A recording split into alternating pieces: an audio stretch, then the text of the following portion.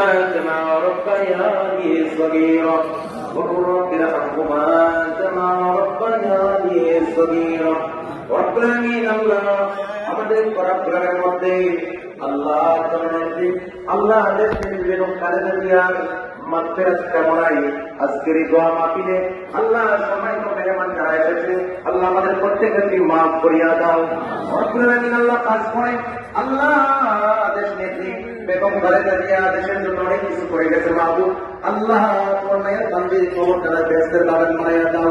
রব্বুল আলামিন আল্লাহ দিকে পৌঁছ পাই মাহবুব আল্লাহ বীর মানুষ খুব ভালো মানুষ আমার জানার মতে আল্লাহ তোমার মায়ের বান্দা যেন আমাদের এলাকায় হবিগঞ্জ আল্লাহ চেষ্টাগণ তার মধ্যে বিপুল ঘটে আল্লাহ জয়যুক্ত হয়ে যেন আল্লাহ দেশের কল্যাণে যেন আল্লাহ নিজের ভাষায় তৌফিক আয়াত ফরমাও।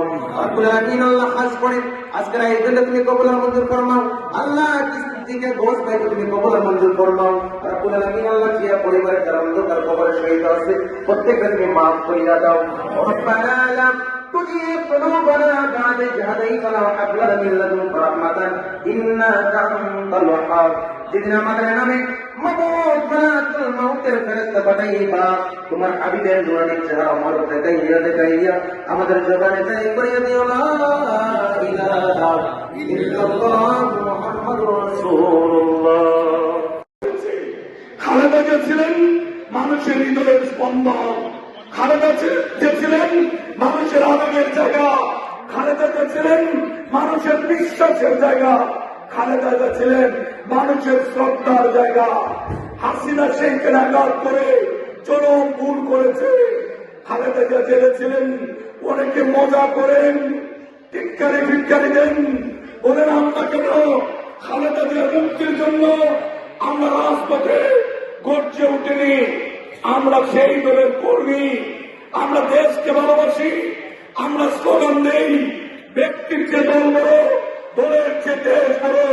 এটা স্লোগানের কথা নয়, এটা বিএনপির হৃদয়ের কথা। খালেদা জিয়া যখন জেলে যাবেন উনি জানতেন হাসিনা ওনাকে জেলে পাঠাবে। উনি ঢাকার আমাদের একটি হোটেলে, মেরিডিয়ান হোটেলে সেই দিন আমাদেরকে ডেকেছিলেন স্ট্যান্ডিং কমিটি সহ জাতীয় নেতৃবৃন্দ, প্রত্যেকটি জেলার প্রেসিডেন্ট সেক্রেটারিকে ডেকে খালেদা জিয়া বলেছেন আমার ভাগ্যে আল্লাহ যা ফয়সালা করে রেখেছেন আমি সেই সিদ্ধান্ত মানে আমি কারাগারে যেতে বিন্দুমাত্র আমি বিচলিত নই। কিন্তু দেশের মানুষ কষ্ট পায়, এমন কর্মসূচি যদি বিএনপি দেয় তাহলে আমি কষ্ট পাবো। জনগণকে জিম্মি করে খালেদা জিয়ার মুক্তির আন্দোলন যেন না করি। নেত্রী জেলে যাওয়ার আগে আমাদেরকে সেই নির্দেশ দিয়েছিলেন। বিএনপি ছোট্ট কোন রাজনৈতিক দল নয়, সারা বাংলাদেশে এমন কোন ইউনিয়ন ওয়ার্ড নেই যেখানে এক ইঞ্চি পরিমাণ জায়গা খালি আছে, মানুষ আছে, বিএনপি নেই। প্রত্যেক জায়গায় বিএনপি। খালেদা জিয়ার নির্দেশে সেই দিন আমরা হরতাল করিনি, অবরোধ করিনি, কিন্তু আমরা থেমেছিলাম না। জনমত গড়ে তুলেছিলাম। জনাব তারেক রহমান সাহেবের নেতৃত্বে আন্দোলন যখন তুঙ্গে, আন্দোলন চূড়ান্ত পর্যায়ে, ঠিক সেই সময় 2024 সালের এই জুলাই আগস্ট আমাদের সামনে আসলো।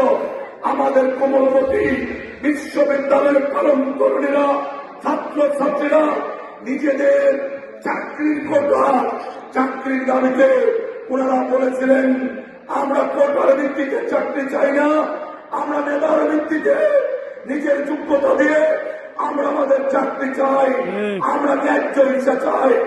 এই আন্দোলন তুঙ্গে ওঠার পিছনে জনাব তারেক রহমান এবং খালেদা জিয়ার পরিশ্রম।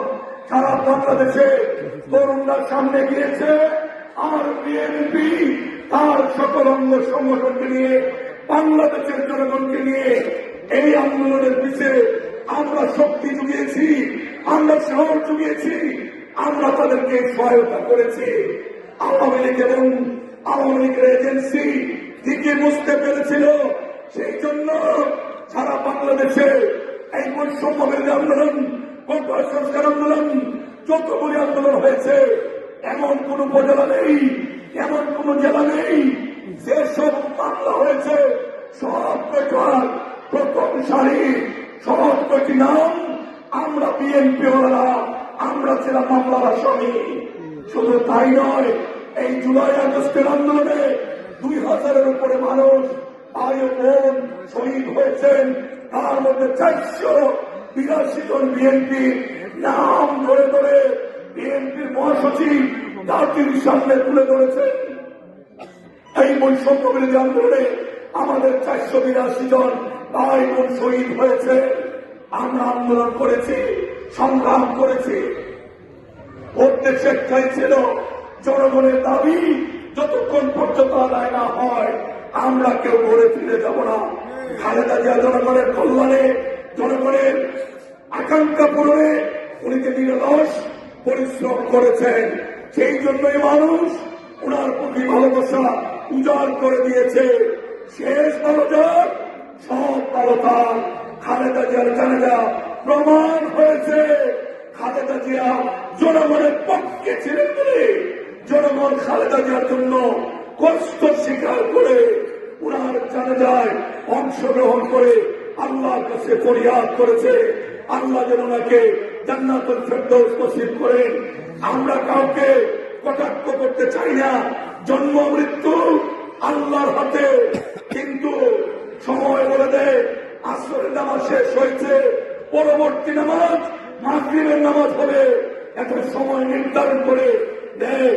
আজকে যারা নিজের গ্রাম ছেড়ে পালিয়েছেন, নিজের ইউনিয়ন, নিজের উপজেলা, নিজের জেলা, কেউ কেউ নিজের দেশ ছেড়ে অন্য দেশে পালিয়ে আশ্রয় নিয়েছেন। মানুষ মরণশীল, জন্মের সঙ্গে মৃত্যুর তারিখ আল্লাহ ফয়সালা করে দিয়েছেন।